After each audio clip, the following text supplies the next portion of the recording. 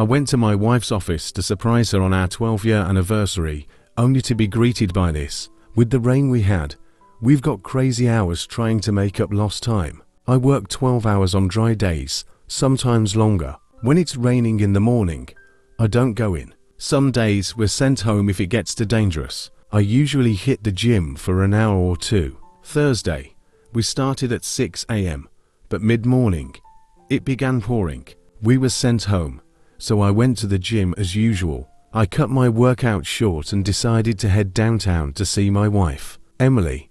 I wanted to surprise her with flowers and hopefully make plans for dinner that night. We hadn't spent much time together that week. The night before, I went to bed at 9 p.m., but she still wasn't home. She'd called earlier, saying she was working late, not unusual this past month. I stopped to buy flowers and arrived at her building around 12:30. Taylor was at the receptionist's desk. I explained I'd gotten there later than planned and asked if she could place the flowers on Emily's desk. She suggested I drop them off myself, buzzing me into the office area. The place was empty. I walked to Emily's office, where the door was closed. Normally, I'd walk in unless told she was in a meeting. I opened the door to see a man standing behind her, nuzzling her neck. She was reaching back over his head, giggling in that way only she can, saying, "We've got to finish this." I felt like I'd been punched in the gut. I slammed the flowers down and said, "Happy anniversary,"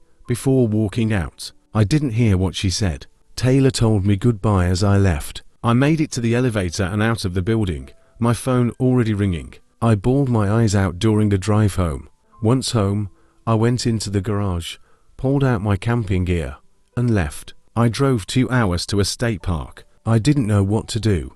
I just needed to run. I hiked a trail we'd been on in the past. It was a 3-hour hike. I don't drink much, so I didn't have any booze. I just sat there thinking. Looking back, I'm glad I was in a rush. Normally, I bring my .45 caliber handgun for camping, especially with black bears in the area. In my state of mind, I might have turned it on myself. My phone kept blowing up with calls from Emily, so I turned it off. The next day, I found messages from my best friend, Ryan. He said Emily had called him, worried I might do something drastic. We talked a bit, and he encouraged me to take time to think before making any decisions. While processing everything, I reflected on our marriage, wondering what I'd missed. We came from completely different backgrounds. My mom and grandfather raised me. My grandpa taught me life lessons, often saying, "Marriage is the hardest job you'll ever have." He was right. We didn't have much growing up, but my family worked hard to ensure my brother and I didn't feel like we were missing out. Emily came from a comfortable background, not overly wealthy, but privileged enough to attend great schools, wear nice clothes, and drive a new car. She's beautiful, no words express. I often joked about her silver spoon. I couldn't believe someone like her would date someone like me. We were together for a while before she told me about her family's lifestyle. Our friends nicknamed us the model couple because they thought we were so good looking we must be models. Our families weren't as enthusiastic. They worried our economic differences would cause problems. Her dad and I eventually got along, but Emily and my mom needed time to bond. After college, Emily got her first job, and we started planning our wedding. We decided to share each other's worlds. I took her whitewater rafting. She took me to the symphony. We went ziplining and to art openings. We agreed to explore each other's interests. She loved the adventurous activities, and I grew to enjoy the cultural events. I even bought her tuxedos. Looking back, I didn't notice any red flags. She quit her first 2 jobs because male co-workers harassed her. At her 3rd job, the workplace culture seemed better, with women in leadership. She was happy, and so was I, at least I thought so. On Friday, I called Emily and asked where she was. She said she was at work. Feeling bitter, I replied, "So I guess our marriage takes second place to your job." She responded that since I wouldn't talk, she'd focus on work instead. That night, we had a marathon conversation. I asked her to be completely honest, no half-about truths. She admitted to sleeping with the guy 6 or 7 times over the past 3 weeks. When I asked why, she couldn't give me an answer. Here's the update. After much back and forth, I discovered she'd been posting about her affair online, describing how the other man made her feel challenged and validated.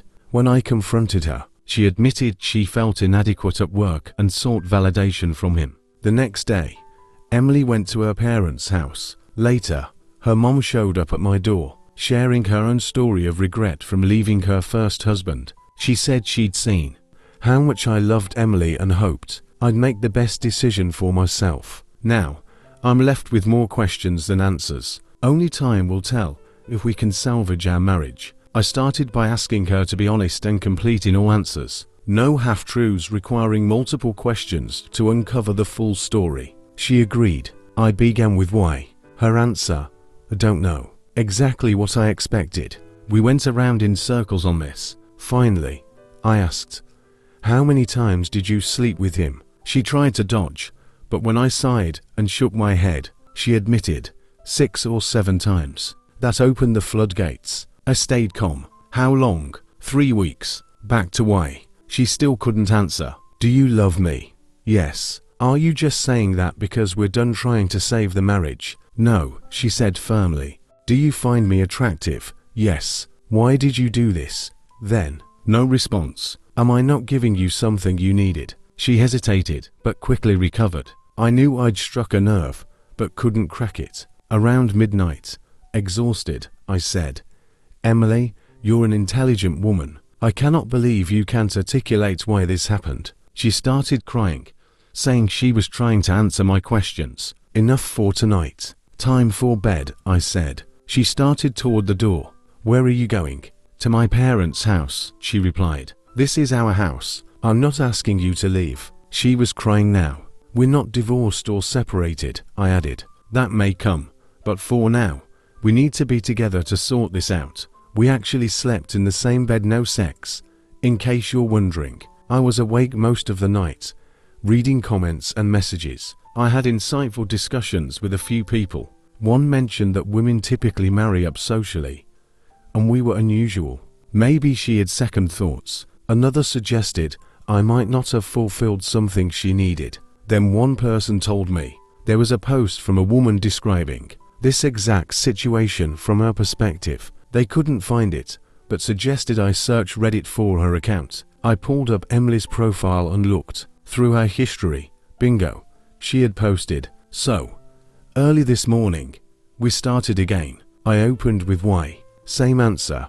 Frustrated, I asked, did this guy challenge you intellectually? The look on her face was priceless. He had read her post for the masses. She described catching feelings after their first kiss during a hotel makeout session. She left the next morning, but went back after I left for work, intending to end it. Instead, they had sex. It continued up to our post date. She was also debating whether to leave me. In her post, she said it was moving too fast and that she needed to separate from him. I presented this to her. Do you think I'm some dumb hick? I asked. No, she replied. She was attracted to him because the project they're on was his idea. She felt overlooked at work and wanted to prove herself. That intellectual stimulation led to attraction and everything that followed. For the first time, it felt like we had a breakthrough. The floodgates opened, and we had a real dialogue. By mid-afternoon, she needed a break and left for her parents' house. While writing this update, there was a knock at the door. It was Emily's mom, Ryan.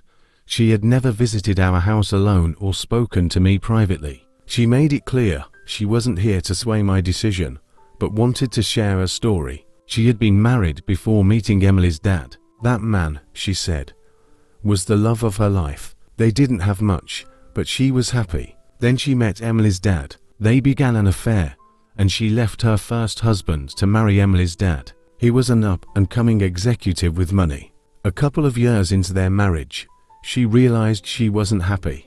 Her ex-husband had moved on, remarried, and started a family. She became depressed after Emily was born and was institutionalized. This cycle repeated with her second and third children. She said, to this day, I know where my first husband lives, his kids' names, everything. I never got over leaving him, she added. I see how you are with Emily.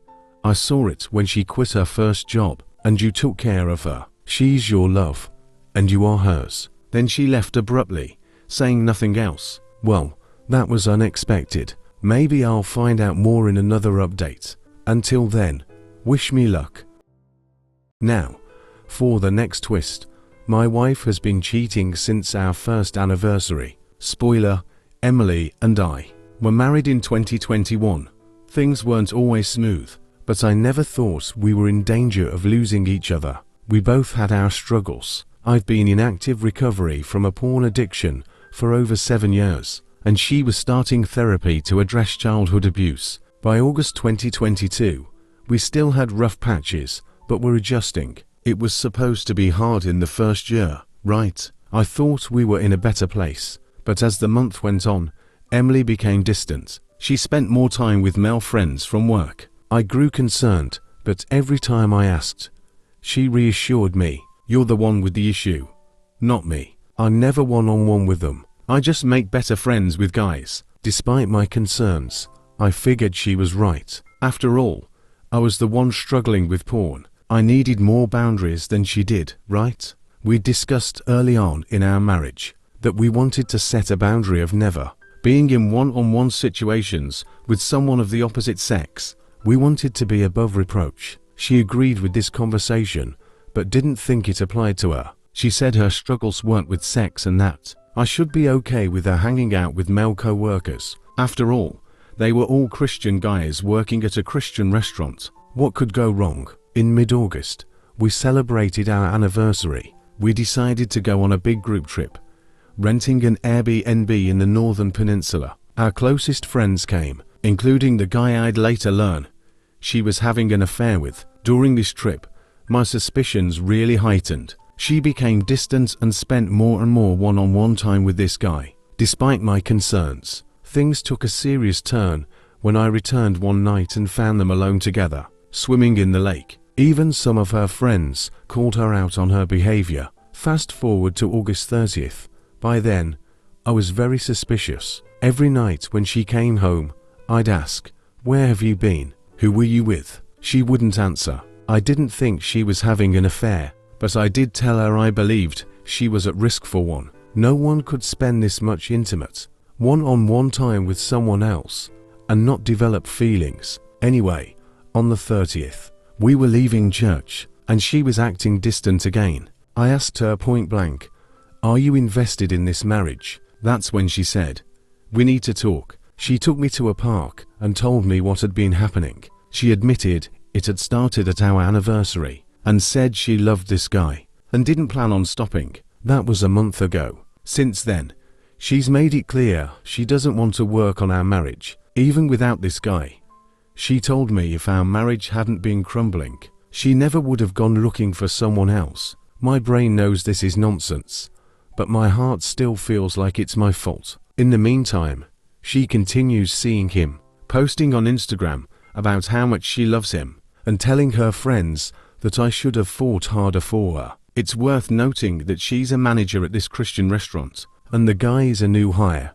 Apparently, her boss knows and has chosen to forgive her or cover it up. It's going against all her values. I never thought I'd get a divorce, but the choice is being made for me.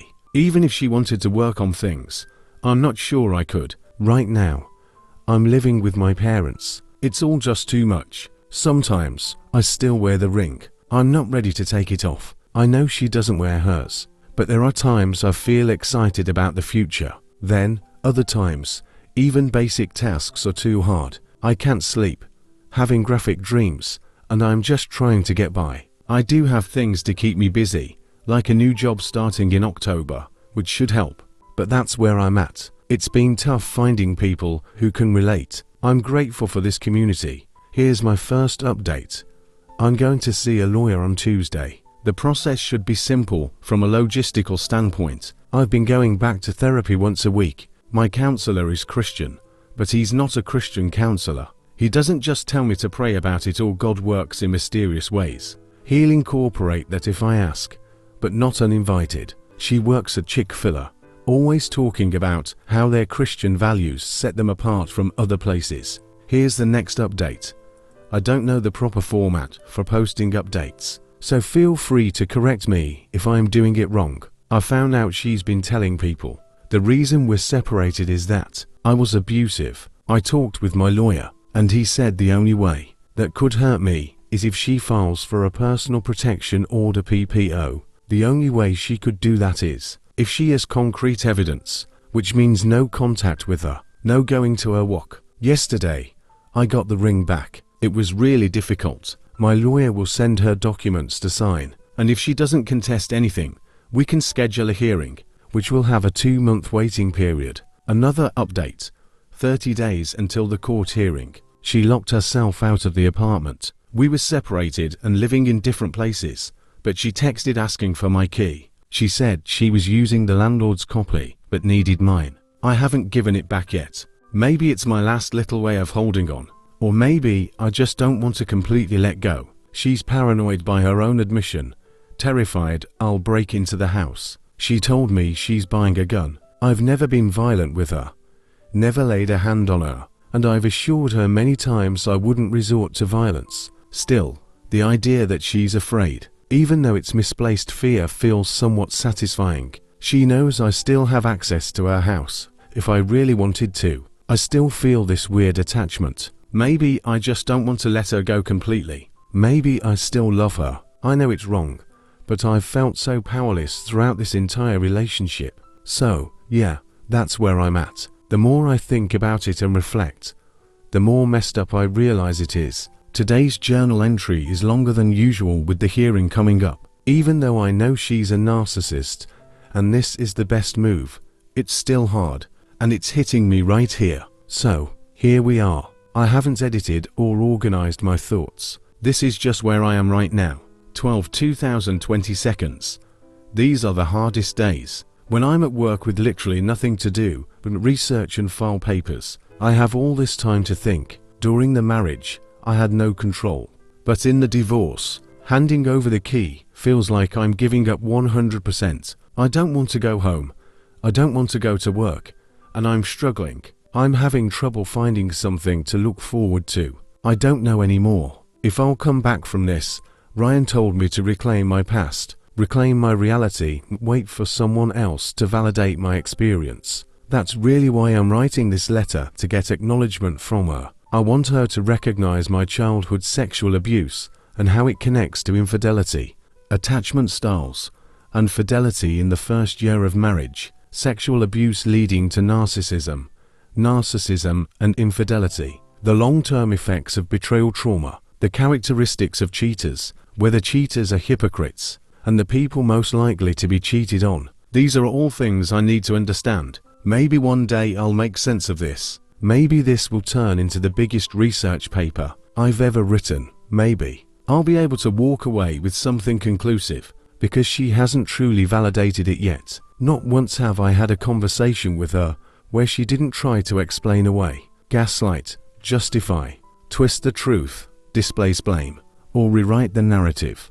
I've been in lawyer mode, on the witness stand. I spent all of last year being cross-examined, and even though we've cut off contact, she still lingers in my mind like a leech. I find myself doubting the institution of marriage, doubting the values I've held as fundamental truths for so long. I don't see the point anymore. When the thing I was 1000% sure about turned out to be a lie. My mom asked me if I ever saw myself getting married again, moving on. Right after she asked, she realized it was too soon to even be asking that. Don't get me wrong, it definitely was. I'm not ready to consider moving on yet, but if I had to answer now, I'd say no, no, no. I'm not getting married again. Being in a situation where there's no need for certainty, only faith and trust, yeah, I freaking know. But I believed in us, and I trusted her so much that it felt like something equivalent to certainty in my mind. I trusted too much.